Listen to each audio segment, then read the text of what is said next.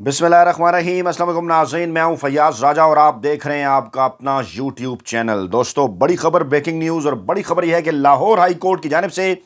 अहम तरीन और बड़ा फैसला पाकिस्तान तहरीक इंसाफ के रहनुमा इमरान खान का मुवक्कफ 100% दुरुस्त करार। और गुज़श्ता रात के अंधेरे में शेख रशीद की किस अहम तरीन शख्सियत से खुफिया मुलाकात करवाने की कोशिश की गई। अहम तरीन शख्सियत ने इलेक्शन कमीशन ऑफ पाकिस्तान को ख़त भी लिख दिया। तफसीलात आपके सामने रखते हैं।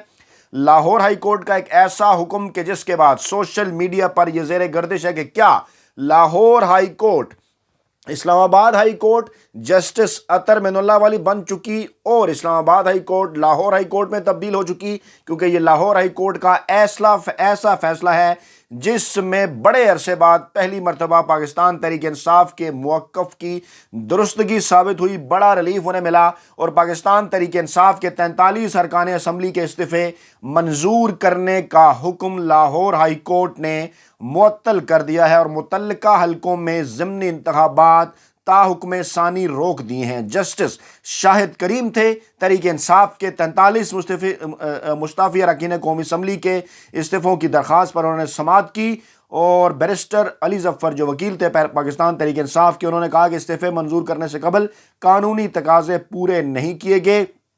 जस्टिस शाहिद करीम ने पूछा कि बताया जाए किस कानून को फॉलो नहीं किया गया। फिर बैरिस्टर अली जफ़र ने उस कानून के मुतल्लिक बताया कि इस्तीफ़े कैसे मंजूर किए जाते हैं और इस्तीफ़े मंजूर करने से कबल कानूनी तकाज़े पूरे नहीं किए गए। अरकान कौमी असम्बली ने इस्तीफ़े मंजूर करने से पहले वापस ले लिए थे और इस्तीफ़े वापस लेने के बाद स्पीकर के पास इख्तियार नहीं कि वो इस्तीफ़े मंजूर करें, और अरकान असम्बली के इस्तीफ़े यूँ मंजूर करना खिलाफ कानून और बदनीति पर मबनी है। इस्तीफ़े अदालत उज़्मा के तय करदा कवानीन के बरक्स मंजूर किए गए। मज़ीद उन्होंने कहा कि स्पीकर कौमी असम्बली ने सियासी इंतकाम का निशाना बनाने के लिए इस्तीफ़े मंजूर किए। इस्तीफ़े मंजूर करने से पहले स्पीकर ने अरकान कौमी असम्बली को बुलाकर मुवक्कफ नहीं पूछा, इसलिए उन्होंने इस्तदा की कि कलअदम करार दिया जाए इन इस्तीफ़ों को मंजूर करने को और इलेक्शन कमीशन के नोटिफिकेशन को, जिस पर अदालत ने पाकिस्तान तहरीक इंसाफ के 43 अरकान कौमी असम्बली को डी नोटिफाई करने का इलेक्शन कमीशन का हुक्म मुअत्तल करते हुए 43 हल्कों में ज़मीनी इंतखाबात ताहुक्म सानी रोक दिए हैं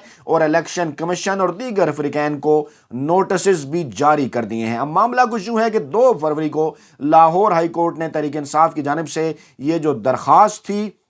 इस्तीफ़े मंजूर करने के इक़दाम के खिलाफ ये समाअत के लिए मुकर्रर की थी, और लाहौर हाई कोर्ट में तहरीक इंसाफ ने स्पीकर का इक़दाम चैलेंज किया था और स्पीकर के 22 जनवरी और इलेक्शन कमीशन के 25 जनवरी के जो नोटिफिकेशन थे वो चैलेंज किए गए थे, क्योंकि 22 जनवरी को ये फैसला 43 अरकान के हवाले से सामने आया था। इससे पीछे अगर चले जाएँ उसकी तफसीलात आपके सामने रखते हैं ताकि मामलात खुल कर आपके सामने आ जाएँ सारे, कि पहले इस फेज़ के अंदर 11 अरकान के इस्तीफ़े जो है वो मंजूर किए गए थे, जिन पर फिर ज़मीनी इंतखाबात भी हुए थे। इमरान खान ने इलेक्शन में हिस्सा लिया था, ये मई जून जुलाई की बात है। फिर जनवरी का महीना जब आया तो 17 जनवरी को 34 अरकान के, 20 जनवरी को 35 अरकान के इस्तीफ़े मंजूर किए गए और उसके बाद फिर 22 जनवरी को ये 43 अरकान के, और इस तरह से कुल जनाब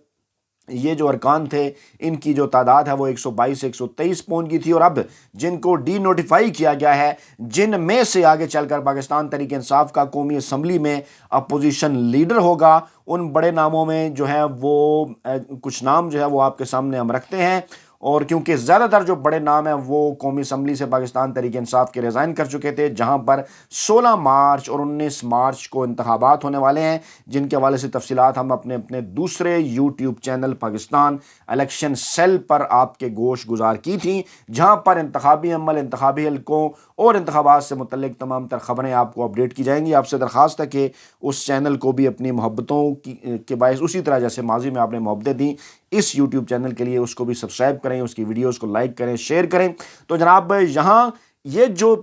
हैं 43 अरकान, इनमें कोई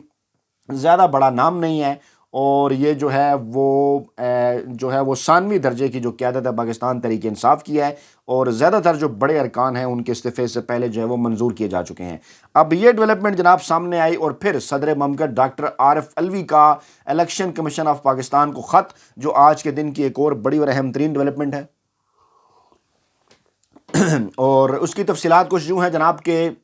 الیکشن کی تاریخ حاصل کرنے کے لیے چیف الیکشن کمشنر کو صدر مملکت ڈاکٹر عارف الوی نے خط لکھا اور کہا کہ انتخابات کی تاریخ کا فوری اعلان کریں، آئین تاخیر کی اجازت نہیں دیتا، اور الیکشن کمیشن ایکٹ 2017 کے مطابق صوبائی اسمبلیوں کے انتخابات کی تاریخ کا فوراً اعلان کیا جائے۔ الیکشن کمیشن پنجاب اور خیبر پختونخوا صوبائی اسمبلیوں کا انتخابی شیڈول جاری کرے تاکہ ان قیاس آرائیوں کو ختم کیا جا سکے۔ انہوں نے پنجاب اور خیبر پختونخوا کی اسمبلیوں کی تحلیل کا حوالہ دیتے ہوئے کہا کہ آئین کا آرٹیکل 224 اسمبلیاں توڑنے کے 90 دن کے اندر الیکشن کرانے پر زور دیتا ہے، اور آئین کے مطابق انتخاب کا انعقاد الیکشن کمیشن کا بنیادی اور لازمی فرض ہے، اور آئین کا آرٹیکل 218(3) الیکشن کمیشن کو شفاف اور آزادانہ انتخابات کے انعقاد کو یقینی بنانے کا فرض تفویض کرتا ہے، اور فرائض کی ادائیگی کی ناکامی کی صورت میں الیکشن کمیشن کو آئین کی خلاف ورزی کا ذمہ دار ٹھہرایا جائے گا۔ یعنی یہ معاملہ آئین کی خلاف ورزی کا ہے، آرٹیکل 6 کا ہے، اور ممکنہ طور پر صدر مملکت ڈاکٹر عارف الوی کی جانب سے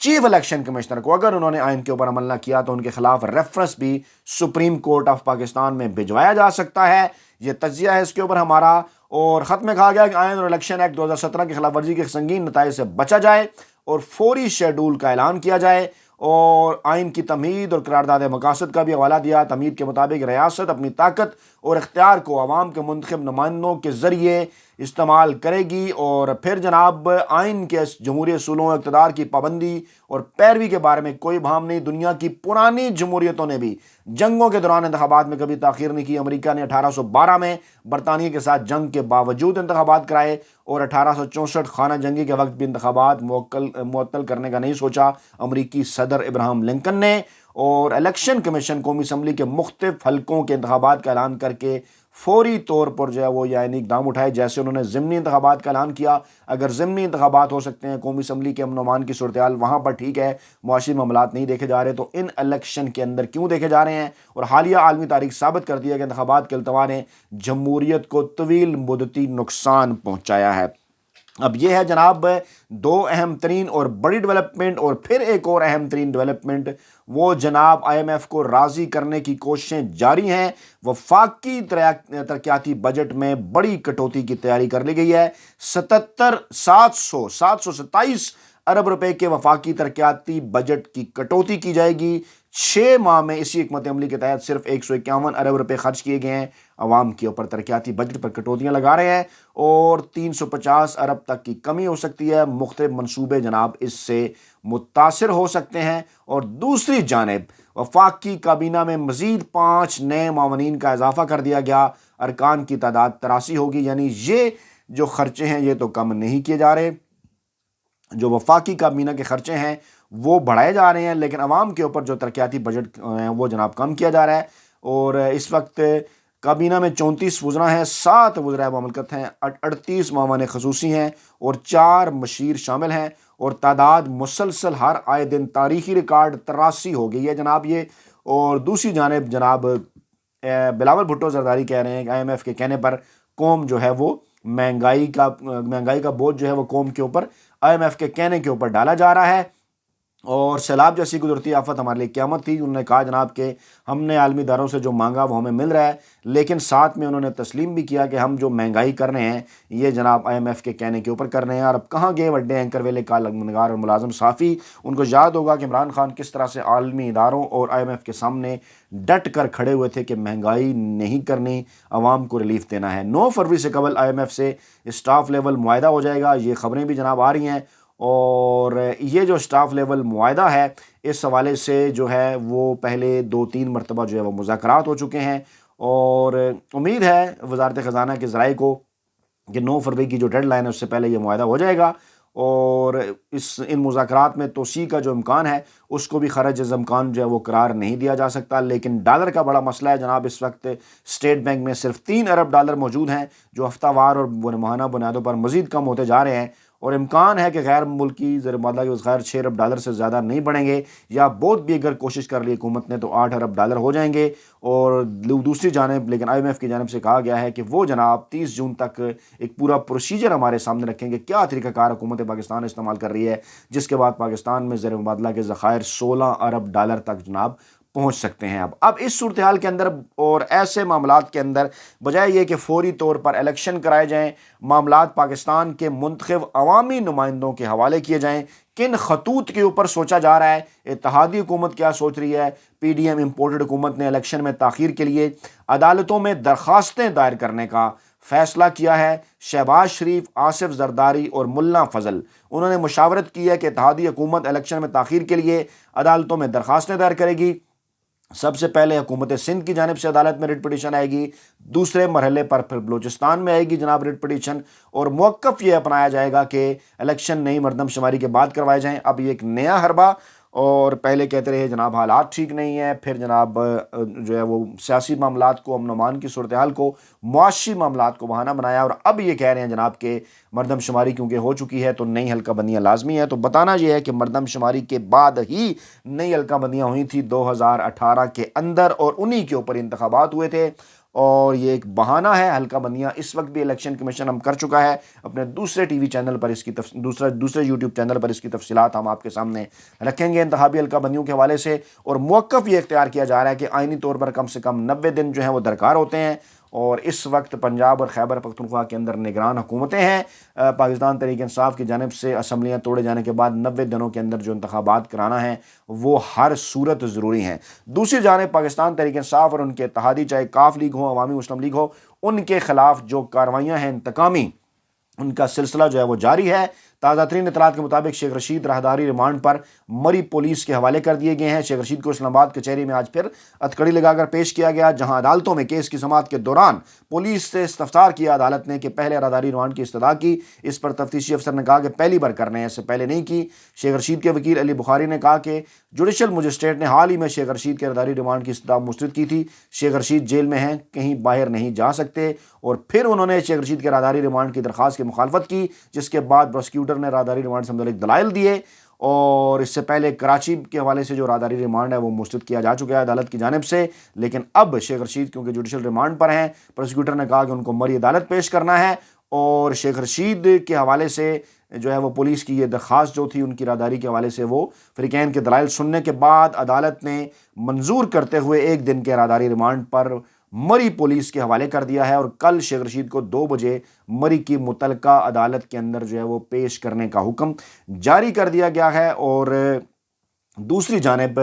جو ہے وہ ایک اہم ترین شخصیت سے ملاقات کے حوالے سے شیخ رشید کا بڑا اور اہم ترین بیان بھی سامنے آیا۔ انہوں نے کہا کہ گزشتہ رات ایک اہم شخصیت سے ملنے کا کہا گیا انہیں، جس پر انہوں نے اس ملاقات سے انکار کر دیا ہے۔ وہ غیر رسمی گفتگو کر رہے تھے میڈیا سے، انہوں نے کہا کہ 16 بار وزیر رہا ہوں، یہ میری سیاسی ہمدردیاں بدلنا چاہتے ہیں، لیکن اس عمر میں سیاسی ہمدردیاں نہیں بدلوں گا۔ پولیس والے میرے بھائی ہیں، میں نے دونوں موبائل فون کے پاسورڈ پولیس کو دے دیے ہیں، میرے پیسے، موبائل اور گھڑیاں پولیس نے نکال لیں، مری پولیس نے گھنٹوں مجھ سے تفتیش کی، تمام کام اپارا پولیس نے کیا، اپارا انورٹڈ کاماز کے اندر ہے، مری، لسبیلا اور کراچی پولیس معصوم ہے۔ اور پھر انہوں نے انکشاف کیا کہ رات مجھے ایک اہم ترین شخصیت سے ملنے کا کہہ رہے تھے، لیکن میں نے انکار کر دیا، اور یہ بھی شیخ رشید نے دعویٰ کیا کہ عمران خان کی نااہلی کے حوالے سے کچھ خفیہ ہاتھ جو ہیں وہ فیصلہ کر چکے ہیں۔ دوسری جانب جو ضمنی انتخابات ہیں ان میں سیاستدانوں کی اگلی جنریشن اب کاغذات نامزدگی جمع کرا رہی ہے۔ چودھری نثار کے بیٹے تیمور علی خان بھی الیکشن کے لیے میدان میں آ گئے۔ قومی اسمبلی کے NA 59 راولپنڈی سے انہوں نے کاغذات جمع کرائے، اور ذرائع کا یہ دعویٰ ہے کہ تیمور علی خان آزاد حیثیت کے اندر جو ہے وہ الیکشن لڑیں گے۔ پھر جناب حنیف عباسی کے بیٹے حماس عباسی کے کاغذات نامزدگی بھی جمع کرانے کی اطلاعات NA 60 اور NA 62 میں انہوں نے کاغذات جمع کرائے، اور